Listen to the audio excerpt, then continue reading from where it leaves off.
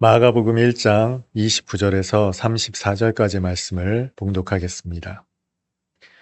회당에서 나와 곧 야고보와 요한과 함께 시몬과 안드레의 집에 들어가시니 시몬의 장모가 열병으로 누워 있는지라 사람들이 곧 그 여자에 대하여 예수께 여짜온대 나아가사 그 손을 잡아 일으키시니 열병이 떠나고 여자가 그들에게 수종드니라. 저물어 해질 때 모든 병자와 귀신 들린 자를 예수께 데려오니 온 동네가 그 문 앞에 모였더라. 예수께서 각종 병이 든 많은 사람을 고치시며 많은 귀신을 내쫓으시되 귀신이 자기를 알므로 그 말하는 것을 허락하지 아니하시니라. 아멘. 누군가를 만나게 되면 그 사람에 대한 인상이 있어요. 첫인상이라고 하죠. 우리는 사람들에 대한 인상도 있고 또 어떤 공간에 대한 인상, 시간에 대한 인상도 있어요. 이 인상은 참 오래 갑니다. 물론 영원히 변하지 않는 건 아닙니다. 좋았던 인상이 때로는 깨지기도 하고 또 나빴던 인상이 좋아지기도 하죠. 근데 여러분 혹시 하나님에 대한 인상, 어떤 인상을 가지고 살아가십니까? 교회에서야 늘상 사랑이 많으시고 긍휼이 많으시고 인자하신 하나님으로 묘사를 하죠. 우리는 늘상 그렇게 하나님을 인자하신 하나님으로 들어왔어요. 그러나 전통적인 신앙관을 가지고 계신 많은 성도들에게 있어 하나님은 거룩하신 분, 엄위하신 분, 두려우신 분, 그런 인상이 조금 더 가깝지 않은가 싶습니다. 여러분이 하나님에 대해 가지고 있는 그 인상에 따라서 하나님이 우리에게 요구하시는 삶도 크게 결정될 수 있어요. 만일 하나님께서 거룩하신 분, 엄위하신 분, 두려우신 분, 그런 인상을 가지고 살아가시는 성도라면 이런 신앙관을 가지고 있을 것이 분명합니다. 절대 믿음을 요구하시는 하나님, 절대 순종을 요구하시는 하나님, 흐트러짐 없는 믿음을 가지고 살기를 원하시는 하나님으로 그런 신앙으로 각인되어 살아가고 있을지 몰라요. 복음서를 살펴보면 주님의 말씀 속에서도 그런 주님의 면면이 나타나기도 합니다. 사람들이 예수님을 따른다 하면서 이렇게 말해요. 주님을 따르겠습니다. 그런데 먼저 가서 내 아버지를 장례하고 오게 해주십시오. 라고 했더니 이렇게 말씀하시죠. 죽은 자는 죽은 자들에게 장례하게 하고 너는 나를 따르라. 또 한 사람은 가족들하고 작별 인사는 좀 하고 돌아올 수 있게 해주십시오. 라고 말했어요. 그랬더니 쟁기를 잡고 뒤를 돌아보면 합당하지 않다. 너무 단호하게 말씀하시죠. 마태복음에서는 또 이렇게도 말씀하세요. 제 목숨을 구원하고자 하면 잃을 것이요. 나를 위하여 제 목숨을 잃으면 찾으리라. 이런 말씀도 하신단 말이에요. 그야말로 절대적인 믿음, 절대적인 순종을 요구하시는 주님의 모습, 그 면면을 복음서를 통해 확인할 수 있습니다. 사실 우리에게 이런 절대적인 하나님, 이런 신앙의 근간을 만들어준 사건이 있습니다. 우리에게 너무나 잘 알려진 사건이죠. 하나님께서 아브라함을 부르실 때 이렇게 말씀하세요. 너는 본토와 친척과 아버지의 집을 떠나 내가 너에게 보여줄 땅으로 가라 말씀을 하세요. 오늘날처럼 치안이 보장된 시대가 아니죠. 국가가 있던 사회 아니었습니다. 어디서라도 살인이 일어날 수 있고 자신의 재산을 빼앗길 우려가 있는 시대였어요. 누구도 보호해주지 않던 시대. 그런데 그 살던 지경을 떠나서 생전 살아본 적 없는 알지 못하는 곳으로 떠나라 하시니 그야말로 절대 믿음, 절대 순종을 보여주는 사건 아니겠습니까? 그런데 아브라함은 순종을 한단 말이에요. 그것으로 그친 것이 아니죠. 네 독자, 내 하나밖에 없는 아들을 내가 지시할 산으로 가서 번제로 드려라 말씀하신단 말이에요. 아브라함은 또 한 번 아무런 군말 없이 순종하죠. 그런 아브라함은 우리의 믿음의 조상이 되었습니다. 그러니 우리의 신앙의 근간에는 하나님에 대한 절대 믿음, 절대 순종이 떡하니 자리 잡고 있습니다. 그리고 이 모든 절대 믿음과 절대 순종의 방점을 찍는 말씀이 히브리서 11장에 등장하죠. 믿음이 없이는 하나님을 기쁘시게 하지 못합니다. 하나님께 나아가려면 반드시 그가 계신 것과 자기를 찾는 모든 자들에게 상 주시는 분이심을 믿어야 합니다. 라고 하면서 믿음의 계보를 잇는 수많은 구약의 사람들을 열거합니다. 이 말씀에 직면하면 모든 성도들이 그런 생각을 가져요. 그래, 신앙이라는 건 절대적인 믿음, 절대적인 순종을 가지고 주님을 따르는 것이다. 이렇게 결론 짓는단 말이에요. 그러다 보니 우리의 신앙이 참 딱딱합니다.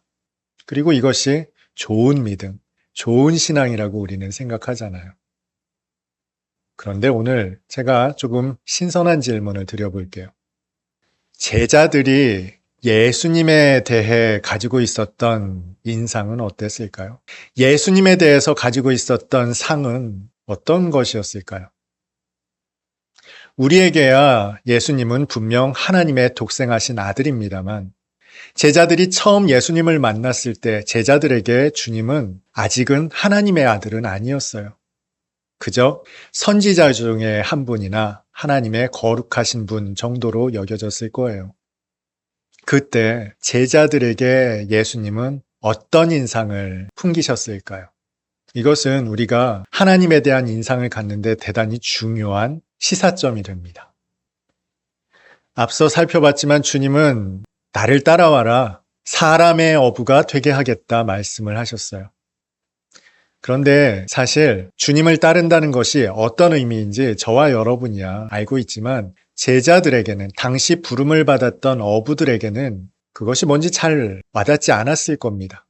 사람의 어부가 된다는 게 도대체 뭔지 그들이 정확하게 알고 따랐을까요? 그리고 그 따른다는 것이 어디까지인지도 가늠하지 못했을 겁니다. 사실 잘 알지 못한 채 이 어부들은 그저 주님을 따라 나섰습니다. 곧 모든 것을 버려두고. 그러니 여러분도 그런 제자들의 믿음, 어부들의 믿음을 가지십시오라는 말씀이 아니에요. 주님께서는 제자들을 부르실 때 그렇게 막무가내로 절대 믿음과 절대 순종을 요구하시면서 부르셨을까? 이 말씀을 나누고 싶은 겁니다. 구약을 살펴보면 그런데 하나님께서 하나님의 사람들을 부르실 때 의외로 강제하지 않으셨습니다. 아브라함의 사건에만 우리가 주목하고 있는데 의외로 여러 곳에서 하나님과 실랑이를 벌이는 하나님의 사람들을 발견할 수 있어요. 먼저 모세가 그랬습니다. 출애굽기 3장과 4장에 걸쳐서 하나님은 모세를 부르시죠. 보통 이렇게 길게 부르시는 경우가 없어요. 그런데 무려 3장과 4장에 걸쳐서 39절이나 되는 긴 말씀을 통해서 하나님은 모세를 부르십니다. 모세가 극구사양합니다. 보낼 만한 사람을 보내십시오. 저는 말이 어눌한 사람입니다. 이런저런 핑계를 대죠. 그랬더니 하나님께서 조목조목 반박을 하십니다. 당신을 드러내시죠. 그리고 표적도 보여주십니다. 게다가 대안까지 제시하시죠. 내 형 아론이 있지 않느냐라고 하시면서 조목조목 그가 순종할 수 있는 길을 열어주세요. 하나님은 모세를 부르실 때 긴 설득의 과정을 거치셨습니다. 그리고 그가 순종할 만한 믿음을 주셨어요. 그리고서 부르셨습니다. 모세만 그랬던 것이 아니에요. 기드온은 어떻습니까? 그는 미디안 사람들을 피해서 몰래 숨어서 타작을 하고 있었어요. 그런데 느닷없이 이 너의 힘으로 이스라엘 백성을 구원하라 말씀하십니다. 지금 미디안 사람들이 무서워서 몰래 포도주 틀에서 타작을 하고 있는데 그런 기드온에게 하나님은 용사라고까지 말씀하시면서 보내신단 말이에요. 그랬더니 기드온이 얼른 순종했습니까? 아니죠. 하나님을 시험하잖아요. 양털로 시험을 합니다. 양털 뭉치를 갖다 놓고서는 양털에만 이슬이 있게 해주십시오. 혹은 지면에만 이슬이 있게 해주십시오라고 요구하면서 하나님의 확답을 얻어내죠. 그런데 하나님은 여기에서 그치지 않으셨어요. 오히려 하나님께서 더 적극적으로 기드온에게 증거를 보여주십니다. 밤중에 몰래 내려가 봐라 했더니 병사들이 꿈 얘기하는 걸 들려주시죠.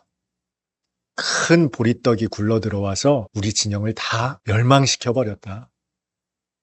오히려 하나님께서 적극적으로 증거를 보여주셨어요. 기드온이 순종할 수 있게끔. 갈멜산에서 이방 선지자 850대 1로 승리를 거둔 엘리야. 그런데 이 소식을 전해 들은 이세벨이 그놈 잡아 죽이겠다 하니 겁이 났습니다. 그렇게 당당했던 엘리야가 도망쳐 버렸어요. 그 이세벨이 무섭다고. 그리고는 하나님 앞에 이렇게 말하죠. 나는 내 조상들보다 낫지가 않습니다. 나를 죽여주십시오. 이때 하나님께서 엘리야를 윽박지르지 않으세요. 오히려 그를 먹이시죠. 다독이십니다. 그리고 나서 세미한 음성 중에 말씀을 하세요. 그가 들을 만한 수준이 되고 나서야 하나님의 길로 이끌어 가시죠. 막무가내로 윽박지르시는 하나님이 아니시라는 거예요.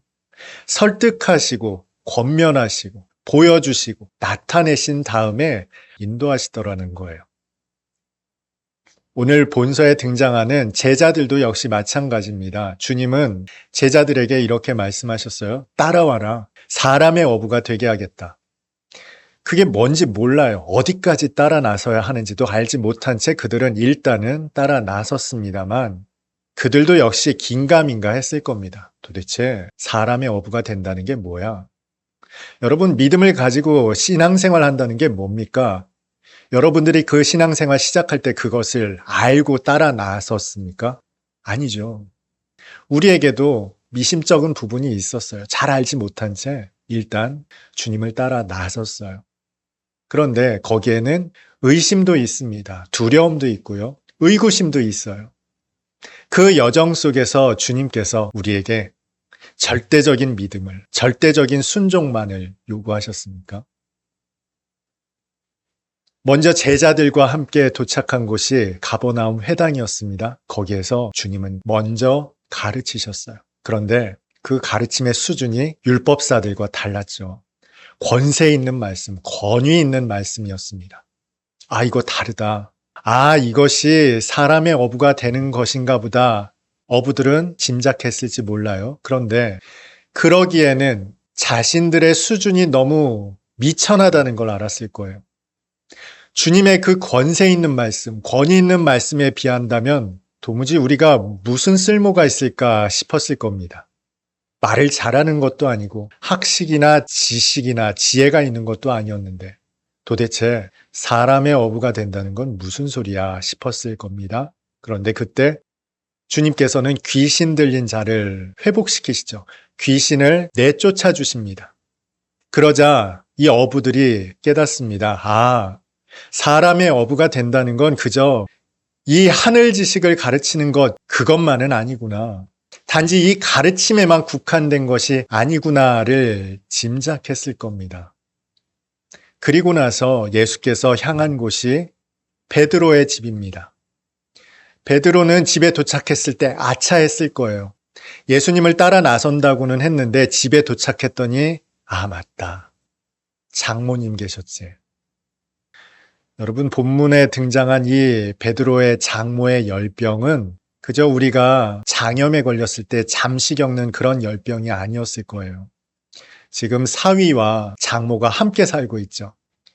이건 평범한 그림이 아닙니다. 유대 사회에 있어서도 일반적이지 않은 거예요. 무슨 뜻입니까? 장모의 열병이 중했다는 거예요. 깊었다는 것이고 오래됐다는 겁니다. 사위와 딸과 함께 살아야 할 만큼 베드로의 장모의 열병은 심각한 것이었어요. 심지어 마을 사람들이, 주변 사람들이 나서야 할 만큼, 예수님께 아뢰야 할 만큼 심각한 병이었습니다. 그런데 그 병을 단번에 고치시죠. 해결해 주십니다.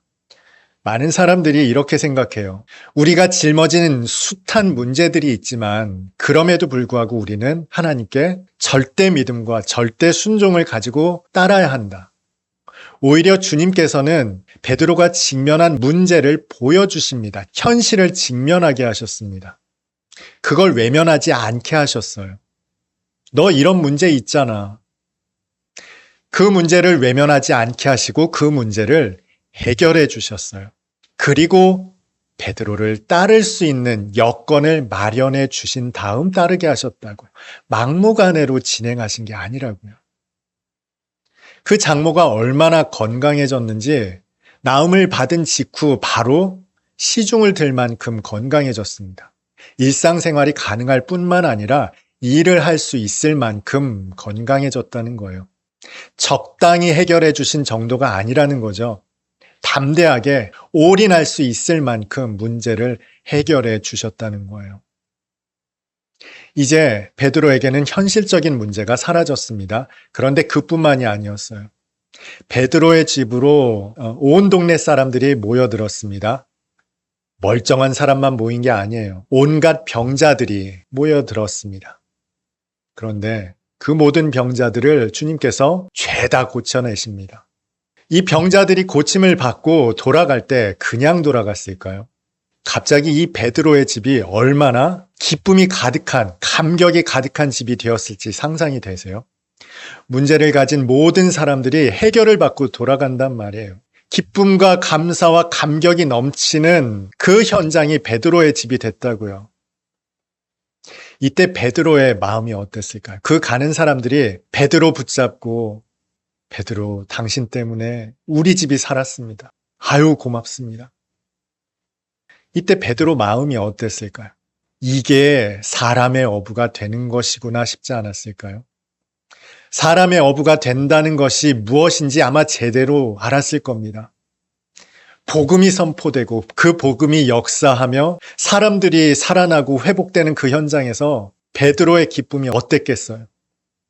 야, 이거 진짜 할 만한 일이구나. 내 인생을 투신할 만한 일이구나. 이 주님 따라 나서는데 이제 주저함이 없다. 현실적인 문제도 해결되고 분명한 목적의식을 가졌고 또 그 일에서 얻는 기쁨과 감격과 감사가 어떤 것인지까지 분명하게 안 베드로. 이제 주님을 따라 나서는데 주저함이 없습니다. 예수님은 이렇게 분명하게 베드로를 설득해 내셨어요.